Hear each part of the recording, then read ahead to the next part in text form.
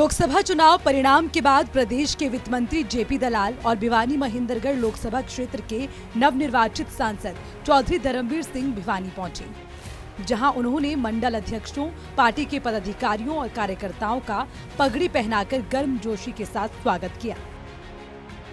इसके बाद उन्होंने मीडिया को संबोधित किया। जेपी दलाल ने मीडिया को संबोधित करते हुए बीजेपी कार्यकर्ताओं का आभार जताया। उन्होंने कहा कि कार्यकर्ताओं की मेहनत और सरकार की कल्याणकारी योजनाओं की बदौलत ही बीजेपी को भिवानी महेंद्रगढ़ लोकसभा क्षेत्र से जीत मिली है। लोहारू कार्यालय के अंदर हमारे नवनिर्वाचित सांसद धर्मवीर जी के साथ कार्यकर्ताओं का धन्यवाद किया और आप देख रहे हैं कि कार्यकर्ताओं के अंदर बड़ी खुशी की लहर है। हजारों की संख्या में कार्यकर्ता यहाँ मिले हैं और हमने इनको धन्यवाद भी किया और अगले चुनाव के लिए कमर कसने के लिए कहा, क्योंकि 2-3 महीने के बाद फिर चुनाव आ रहा है और निश्चित तौर पर आने वाले चुनाव में हरियाणा के अंदर भारतीय जनता पार्टी की सरकार बनेगी और उसमें लोहारू के लोगों का हिस्सा उस सरकार में होगा। वहीं बीजेपी सांसद धर्मवीर चौधरी ने कहा कि केंद्र में तीसरी बार एनडीए की सरकार बनी है और नरेंद्र मोदी तीसरी बार देश के प्रधानमंत्री बने हैं। ये हम सब के लिए सौभाग्य की बात है। इसके साथ ही उन्होंने हरियाणा विधानसभा चुनाव का भी जिक्र किया।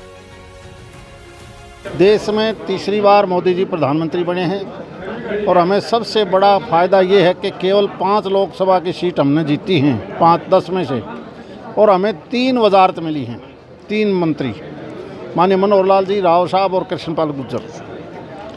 15% संविधान के हिसाब से मंत्रिमंडल बनता है, लेकिन हमें 60% से भी ज़्यादा हिस्सा मिला, इसलिए हमें हिस्सा मिला ज़्यादा। और ऐसे ऐसे मंत्रालय मिले हैं जिसमें बहुत ज़्यादा ज़रूरत है। शहरी विकास मंत्रालय को देखें तो गरीब को जो घर देखना है, चाहे गांव में हो शहर में हो। एनसीआर का मुद्दा बहुत बड़ा था, वो भी अब पूरी की बजाय माननीय मनोहर लाल जी के पास आया है। हमने इंफ्रास्ट्रक्चर कंप्लीट तैयार करके, हमारा काम 2 तरह का रहेगा। एक, कनेक्टिविटी बढ़िया होने के कारण हम तीनों जिलों में अच्छे उद्योग कैसे ला सकते हैं, क्योंकि गुड़गांव में ज़मीन 40 करोड़ 50 करोड़ प्रति एकड़ है, हमें यहाँ सस्ती ज़मीन मिलेगी। पानी का प्रबंध हमने पूर्ण करना पड़ेगा, अभी पानी का पूर्ण प्रबंध हमारे इस लोकसभा क्षेत्र में नहीं है। इन 2 चीज़ों को टारगेट लेके चलेंगे तभी हम रोजगार दे सकते हैं। गौरतलब है कि आगामी कुछ महीनों में हरियाणा में विधानसभा चुनाव होने हैं, जिसे लेकर बीजेपी लगातार अपने कार्यकर्ताओं के साथ संपर्क कर रही है और आगामी चुनाव को लेकर रणनीति बना रही है, जिससे उन्हें आगामी विधानसभा चुनाव में जीत हासिल हो सके। सूर्या समाचार के लिए भिवानी से इंद्रवेश दुहन की रिपोर्ट।